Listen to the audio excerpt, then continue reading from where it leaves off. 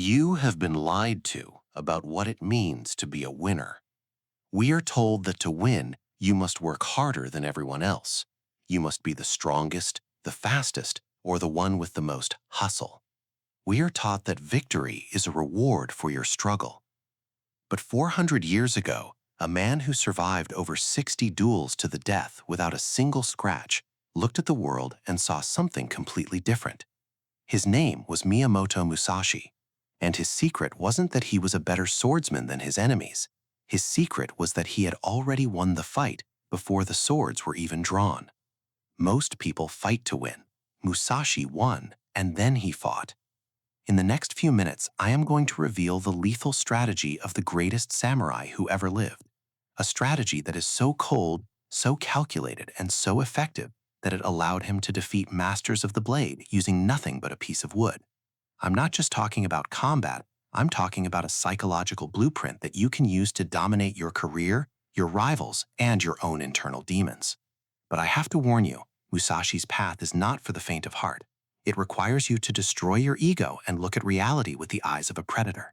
If you stay until the very end, I will show you the one forbidden technique that Musashi used to break the spirit of his strongest opponent. A technique so controversial it is still debated by historians today. Once you understand how to win without fighting, you will realize that you have been playing the game on hard mode your entire life. It's time to change that. Let's go back to the year 1612, the island of Ganryu. Sasaki Kojiro is waiting on the shore. He's known as the demon of the western provinces. He carries the nodachi, a sword so long and lethal it is called the drying pole. Kojiro is the perfect warrior. He is disciplined, he is fast, and he is waiting with the patience of a mountain.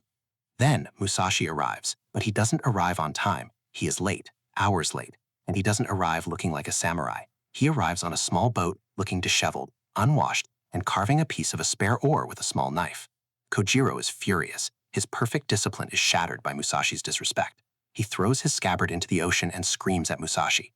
Musashi looks at him and says, "Kojiro, you have already lost. If you were going to win, you wouldn't need to throw away your scabbard." Seconds later, Kojiro was dead. Musashi didn't kill him with a sword. He killed him with a wooden oar. This is the first open loop we need to close. The fight didn't happen on the sand. The fight happened in Kojiro's mind the moment Musashi decided to be late. Musashi understood that the strategy of the void begins with the environment. He didn't fight Kojiro's sword, he fought Kojiro's expectations. Why are you struggling in your life right now? Because you are fighting where your opponent is strongest. You are playing by their rules. You are trying to out-argue the loud person, outwork the workaholic, and outcompete the person who has more resources than you. Musashi would call you a fool. He would tell you that to win without fighting, you must first move the battlefield to a place where your opponent's strength becomes their greatest weakness. This is the principle of the mountain and the sea. Imagine you were facing a massive mountain. It is solid, unmoving, and intimidating. If you try to push the mountain, you will break your bones. But if you become the sea, you don't push. You flow. You erode. You find the smallest crack and you expand it until the mountain collapses under its own weight. How do you apply this to your life? Stop confronting people directly. When someone attacks you, don't defend. Defending is a form of fighting. Instead, void their attack. If a coworker tries to make you look bad, don't get angry. That's what they expect. Instead, remain perfectly calm and ask them a question that forces them to explain their logic. You are the sea. Their anger is the mountain. The more they scream, the more they crumble. But there is a deeper level to this, a level that Musashi called the rhythm of the attacker. Every human being has a rhythm. You have a rhythm when you speak, when you work, and when you get stressed. If someone can predict your rhythm, they can kill you. The lethal strategy is about wanting to play a song that your opponent doesn't know how to dance to. In his famous book of 5 Rings, Musashi writes about the strategy of the long and the short. If your enemy expects a long-range fight, get so close they can feel their breath. If they expect a fast fight, move with the agonizing slowness of a turtle until they lose their mind with frustration. You see, most people are addicted to their own comfort zones. They have a default setting. Your boss has one, your competitors have one, even your own anxiety has a default setting. Musashi's secret to winning without fighting is to step outside the rhythm. Think about the last time you felt overwhelmed. That feeling has a rhythm. It starts with a thought, then a physical sensation, then a paralysis. To win without fighting that anxiety, you must break the rhythm. Do something completely unexpected. Jump in a cold shower, sprint for 30 seconds, sing a song at the top of your lungs. You aren't fighting the anxiety, you are making the environment uninhabitable for it. But let's go back to the most terrifying part of Musashi's mind, the view of the eagle. Musashi believed that 99% of people are nearsighted. They only see what is right in front of them, the sword, the bill, the insult. But the master sees the whole. He distinguishes between 2 types of vision, kan and ken.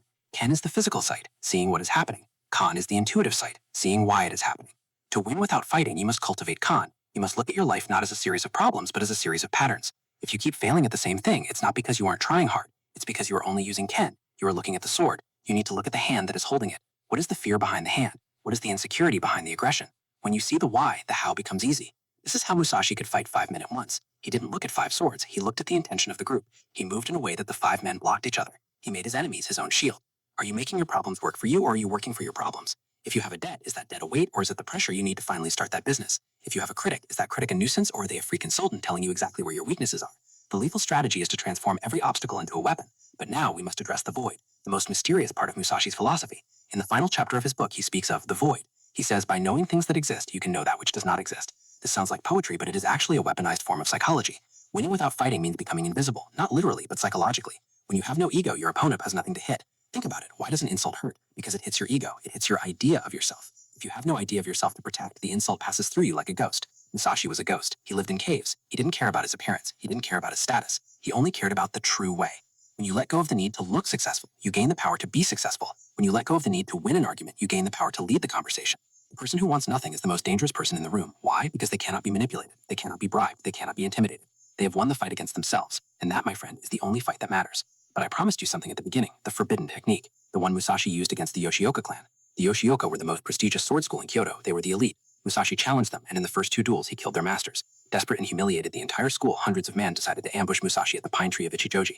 They brought bows, muskets, and swords. They were going to murder him. How did Musashi win against 100 men? He didn't fight them. He didn't stand in the middle and swing his sword like a movie hero. He arrived early, very early. While the Yoshioka were still preparing their ambush, while they were still whispering and checking their weapons, Musashi was already there, hidden in the shadows. He didn't wait for the honor of a fair fight. He knew that honor is a trap created by the weak to control the strong.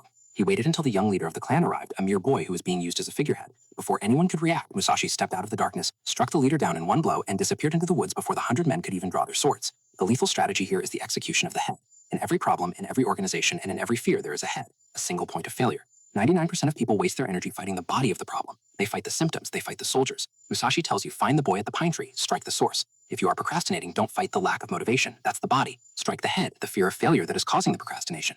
If you're in a toxic relationship, don't fight about the dishes. Strike the head, the lack of self-worth that keeps you in the room. Win the war by ending the battle before it starts. Most people will watch this video and think, that's cool history. They will go back to their lives, fighting the same tired battles, arguing the same tired prince, and feeling exhausted by the hustle. But you are still here, which means you are ready to stop being a strategist and start being a strategist. Tomorrow morning, don't start your day by fighting. Don't check your emails with a defensive mindset. Don't go to the gym with a spirit of struggle. Instead, enter the void. Look at your tasks with the view of the eagle. Find the rhythm of your day, and then break it. Be late to your own excuses. Be early to your own opportunities. Remember, the sword is just a tool. The real weapon's the mind that refuses to play a losing game. Musashi died in a cave, writing these words so that you wouldn't have to bleed as he did. He gave you the map to the most lethal state of focus a human can achieve. Will you use it, or will you keep throwing away your scabbard? The island of Ganryu is waiting for you every single day. The demon of your own limitations is standing on the shore. Don't draw your sword, just smile, because you've already won. If you are ready to adopt the mindset of the greatest strategist in history, type void in the comments. Let me know that you are part of the few who understand that true power is silent. Subscribe for more deep dives into the psychology of the masters. We are just getting started. I'll see you at the pine tree. Until then, stay sharp, but stay still. Zanshin.